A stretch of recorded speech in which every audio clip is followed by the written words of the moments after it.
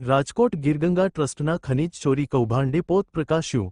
Rajkot Girganga trust દ્વારા વડિયાના ખાનખીજડીયા ગામે નિર્માણ કરાતા ચેકડેમમાંથી નીકળતું ખનીજ ભાજપ કાર્યકરોએ વેચી માર્યાનો આક્ષેપ ખેડૂતોએ કર્યો છે।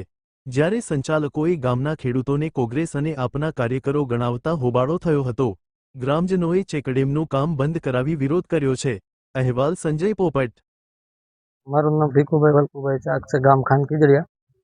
ગીરગંગા ટ્રસ્ટ તરફથી જે હિતાશી આપવામાં આવ્યું છે તળાવ ઊંડા કરી અને તળાવના ચેકડેમના પાળા તૂટી ગયેલા હોય તો બાંધી અને વિશેષ જે તળાવ ઊંડા કરીને માટી ખેડૂતને ખેતર સુધી પુષ્ટિ કરવાની, તો એ જે ભાજપના જે કાર્યકર્તાઓ છે એવું કહે છે અહીંયા આપ્યા અને કોંગ્રેસ અને ભરવા દેવામાં નહીં આવે એમ। આ એની મનમાની ખોટી છે અને ખેડૂતનો અધિકાર છે તળાવ ઊંડા કરીને માટી ખેતર સુધી લઈ જવાની અને આ વગર પૈસે લેવાની છે, આમાં કોઈ પૈસા દેવાના નથી।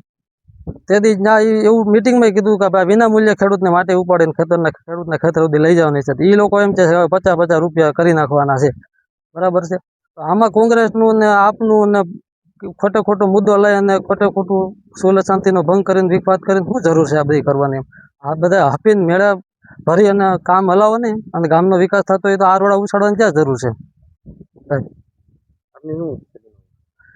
મારી માંગ એમ છે, જો હાંકવા દેવું હોય તો બધા ખેડૂતના હિતમાં રાખી હારે રાખી અને બધાને લાઈનસર બધાને માટી ભરવા દેવાનો અધિકાર છે અને આપવો પડે। અને જો આ રીતનું એને કરવું હોય તો પછી હિતાશી કાલે બંધ કરાવી દો, તળાવે નથી ઊંડા કરવા, પાળાય નથી કરવા અને રહેવા દો, ભલે મોકલી દો હિતાશી પાછું। અને હાંકવું હોય તો પછી બધાને હરખા બધાને માટી ભરવા દો।